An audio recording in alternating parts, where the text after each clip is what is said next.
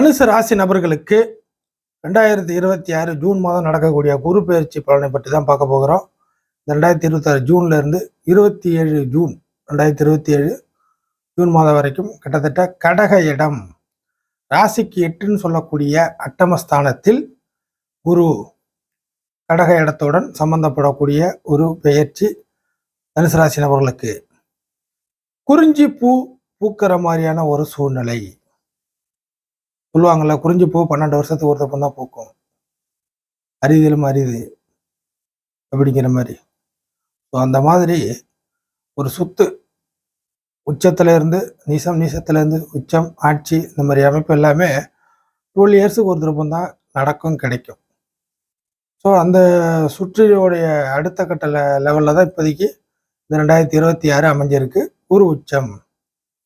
ஏன் இந்த குறிஞ்சி பூ இந்த மாதிரி எக்ஸாம்பிளாக சொல்கிறோம்னாக்கா, ரொம்ப ரேர் அமைப்பு தான் குருவை பொறுத்த வரைக்கும். ஏன்னா வருட கிரகம் இல்லையா, இந்த வருட கிரகம் ஒவ்வொரு வருஷத்துக்கும் ஒவ்வொரு இடத்துல இருக்கும். பகை, நட்பு, அதிநட்பு, சமம், நீசம், உச்சம், ஆட்சி, மூலத்திரியோணம், இந்த மாதிரி ஒவ்வொரு இடத்துல இருக்கும். ஸோ குருவோடைய வலிமைக்கு ஏற்ப தான் தனுசு ராசி நபர்களுடைய அந்த காலகட்டங்கள் ஒவ்வொரு காலகட்டமும் தீர்மானிக்கப்படும். கோச்சார அமைப்புகளில் வரக்கூடிய சூழ்நிலை. ஸோ சுய ஜாதகம் எப்படி இருந்தாலும் அது ஒரு பக்கத்தில் இருந்தாலும் இந்த கோச்சார அமைப்புகளுக்கு உள்ள பலன்கள் கொஞ்சம் வித்தியாசமானது தான். அது என்னை ஃபாலோ பண்ணிட்டு வந்திருக்க வரக்கூடிய நபர்களுக்கு நல்லாவே தெரியும் எந்த அளவுக்கு உங்களுக்கு ப்ரிடிக்ஷன் எடுத்து நான் கொடுக்குறேன் அப்படிங்கிறது.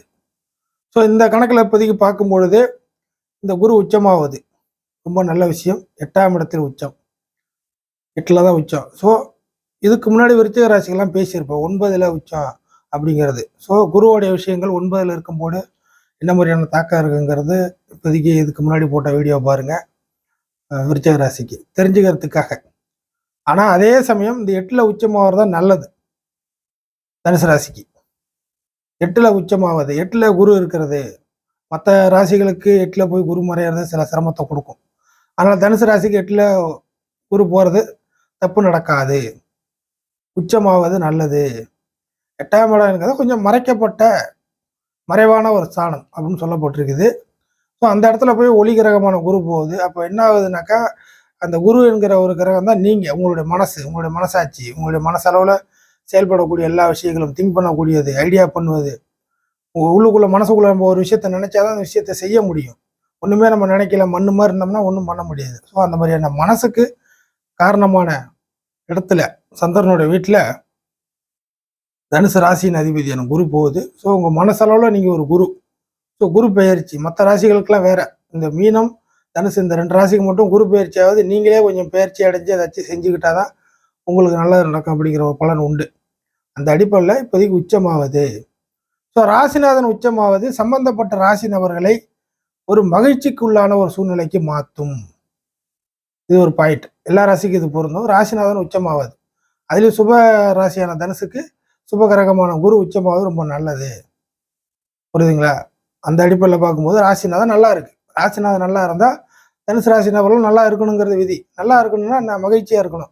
மகிழ்ச்சியாக இருக்கணும்னா என்ன, அவரவர் வயதிற்கு ஏற்ப வேணுங்கிறது கிடைக்கணும், தேவைகள் பூர்த்தியாகணும்.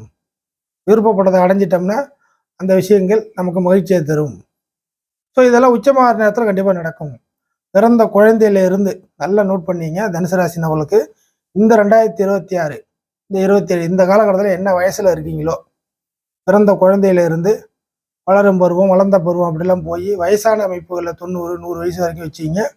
ஸோ அந்த கேட்டகரியில் இருக்கிற எல்லாருக்குமே உங்களோட தேவைகள் பூர்த்தியாகி ஏதோ ஒரு விதத்தில் உங்களுக்கு மகிழ்ச்சி கிடைக்கும். அந்த மகிழ்ச்சியின் அடிப்படையில் நீங்கள் நல்லா இருப்பீங்க. இதுதான் பேசிக்கான ரூல்ஸ். ஸோ அந்த மகிழ்ச்சி எப்படி கிடைக்கும், தேவைகள் பூர்த்தி ஆகிடும். இந்த காலகட்டத்தில் உங்களோட தேவை என்ன அப்படி என்பது உங்களுக்கு தெரியும், இல்லைன்னா கிரகத்துக்கு தான் தெரியும்.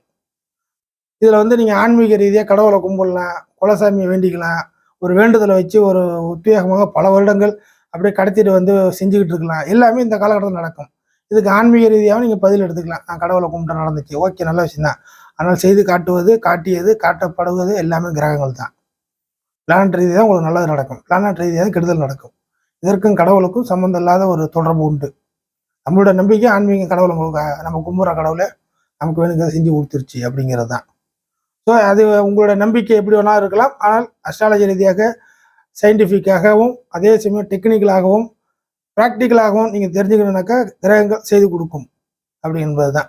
இப்போ இந்த ராசினா உச்சம் மாறுனா என்னென்ன நடக்கும்? நான் ஏற்கனவே சொன்ன மாதிரி அந்தந்த வயசுக்கு உள்ளவங்களுக்கு கண்டிப்பாக நடக்கும். அந்தந்த வயசுக்கு உள்ள நபர்களுக்கு என்னென்ன தேவையோ அது இந்த காலகட்டத்தில் கிடைக்கும். நம்ம மிடில் ஏஜில் உள்ளவங்களுக்கு நிறைய விஷயத்த பேசலாம். புரியுதுங்களா? இந்த படிப்புல இருந்து எல்லா விஷயத்தையும் பேசுகிறோம்னா, நல்ல கல்வி முடித்தவங்க நல்ல வேலை வாய்ப்பு, தூர இடத்துல போய் பொழப்பு நடத்துறது, அதன் மூலியமாக வருமானம், செட்டில் ஆவது. குறிப்பாக தனுசு ராசி நபர்கள் இந்த காலகட்டத்தில் ஏதோ விதத்தின் மூலியமாக செட்டில் ஆவீர்கள். அல்ல என்றால் செட்டில்மெண்ட் கிடைக்கும். புரியுதுங்களா? இந்த மாதிரி விஷயங்கள் கண்டிப்பாக தனுசு ராசி நபர்களுக்கு ஏற்படும். அதற்கு அடுத்ததாக மிக முக்கியமாக இந்த 8ஆம் இடத்தோட சம்பந்தப்பட்ட விஷயங்கள்ல நினைச்சு பயப்பட தேவையில்லை. நஷ்டம் ஆயிடுமோ, அதாயிடுமோ, இதாயிடுமோன்னு பயப்படவே தேவையில்லை. புரியுதுங்களா? இந்த நேரத்தில் ஜாதகத்தை 1க்கு 2 திரும்ப பார்த்துக்கிறது நல்லது.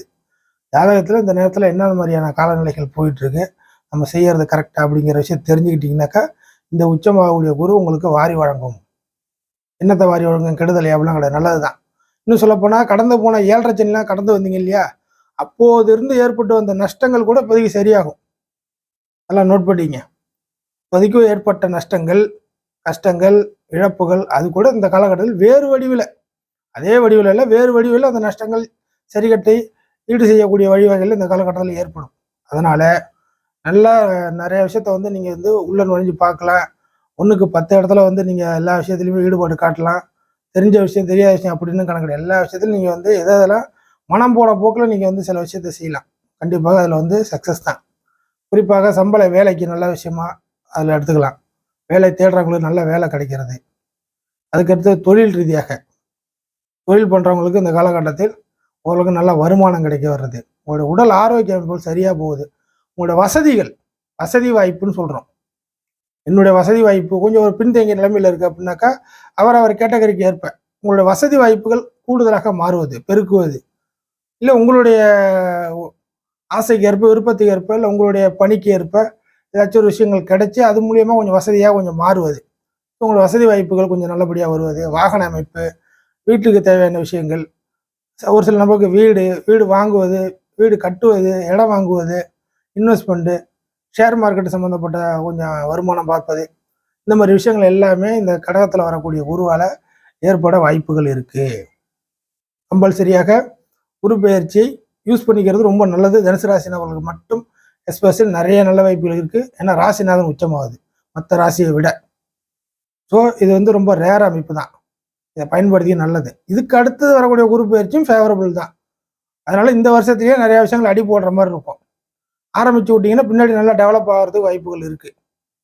அதற்கு அடுத்த இங்கேருந்து இந்த ராசியை இருந்து 12, 2 புரியுதுங்களா, பார்வையின் மூலியமாக அடுத்த 4 இந்த மாதிரி இடத்தெல்லாம் பார்க்கக்கூடிய அமைப்பு இருக்குது. 12 பார்க்கறதுனால நல்ல செலவுகள், வெட்டித்தனமான செலவு இல்லாமல் நல்ல செலவுகள், உங்களுடைய தேவைகளை பூர்த்தி பண்ணி நல்லபடியாக நீங்கள் வாழ்வதற்கு தேவையான செலவுகள், விருப்பப்பட்ட இடத்துக்கு போய் பார்க்கறது, விருப்பப்பட்ட இடங்களை நீங்கள் அனுபவிக்கிறது, அந்த இடத்த நம்ம இது பண்ணணும் செய்யணும் அப்படிங்கிற விஷயத்த கூட உங்களுக்கான விஷயங்களும் ஒத்து வர்ற மாதிரி வர்றது, புதிய நபர்களோட பழக்க வழக்கம், உங்களோட லெவல் அடுத்த கட்டத்துக்கு போகிறது, 12ஆம் இடம் சம்மந்தப்பட்டது, உங்களோட லெவலே அடுத்த கட்டத்துக்கு போகிறது, உங்களுடைய சேமிப்பு, இன்வெஸ்ட்மெண்ட்டு ரெண்டுமே வச்சுக்கலாம். 12 தான் சேமிப்பு. இந்த காலகட்டத்தில் கண்டிப்பாக கொஞ்சம் தெரியாத வகையில் உங்களுடைய சேமிப்பு வச்சுக்கிறது நல்லது. மற்றவங்களுக்கு கண்டிப்பாக சேமிப்பு கிடைக்கும். அது தெரியாத வகையில் உங்களுக்கு மட்டும் யூஸ் பண்ணுற மாதிரி இந்த காலகட்டத்தில். இது வரைக்கும் ஊர் உலகம் குடும்பம் எல்லாத்தையும் பார்த்தாச்சு. உங்களுக்குன்னு ஒரு ஓட்டாண்டி கை தான் அப்படிங்கிற மாதிரி தான் போச்சு. அதனால அந்த காலகட்டத்தில் உங்களை நீங்கள் சரி பண்ணிங்க, உங்களை நீங்கள் திடப்படுத்திங்க, அதுக்கான வழிவகை என்னமோ அதை கரெக்ட் பண்ணிக்கக்கூடிய ஒரு குரு பயிற்சி தான் அந்த குரு பயிற்சி.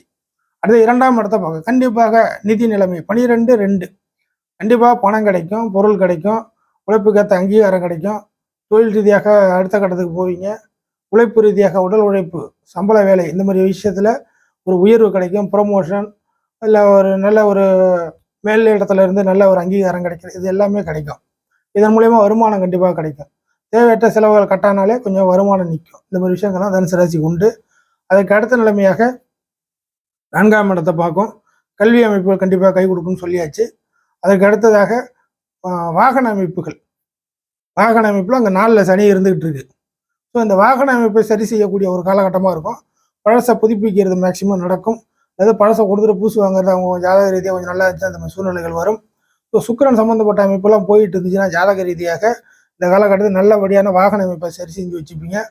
இல்லை அதுக்கு அடுத்ததாக வந்து பார்க்கும்போது அசையா சொத்து, வீடு வாசல், இந்த மாதிரி விஷயங்கள் கண்டிப்பாக கை கொடுக்கும். இன்னும் சொல்லப்போனால் சுகஸ்தானம் கொஞ்சம் வலுவாகும் இந்த காலகட்டத்தில். சுகஸ்தானம் வலுவாக போகிறதுனால கண்டிப்பாக டார்ச்சரான எந்த ஒரு ஒர்க்குமே உங்களுக்கு இந்த காலகட்டத்தில் இருக்காது. புரியுதுங்களா? டார்ச்சர் இல்லாமல் ஓரளவுக்கு ஃப்ரீயாக பார்க்கக்கூடிய எல்லா வேலைகளும் உங்களுக்கு இருக்கும். உங்களுக்கு மைண்டுக்கு ஏற்ற மாதிரியே தான் எல்லா விஷயமும் அமையும். ஸோ தனுசு ராசி நபர்களுக்கு இன்னும் நிறைய விஷயத்த பேசலாம். அதனால் ஜாதக ரீதியாக பார்க்கக்கூடியவங்க அதில் உங்களுக்கு சில விஷயங்கள் புரிய வரும். அதனால் இந்த காலகட்டம் வெரி இம்பார்ட்டண்ட்டான காலகட்டம். முடியாதவர்கள், இயலாதவர்கள் கூட இந்த காலகட்டத்தில் கொஞ்சம் நீங்கள் இறங்கி ஏதாச்சும் ஒரு வேலையை பார்த்தா கூட இது முக்கால்வாசி வேலை வந்து அது வந்து தானாகவே நடக்கிற மாதிரியா இருக்கும். சில விஷயங்கள் அதுக்கான ஹெல்ப்பு அப்படிங்கிறது அடுத்தவங்கள்ட்ட வந்து கூட கிடைக்கும். குறிப்பாக குடும்ப அமைப்புகளை தாண்டி வெளிப்புற வட்டார பழக்க வழக்க அமைப்புகள் தனுசு ராசி நபர்களுக்கு இந்த குரு பேஜில் கை கொடுக்கும்.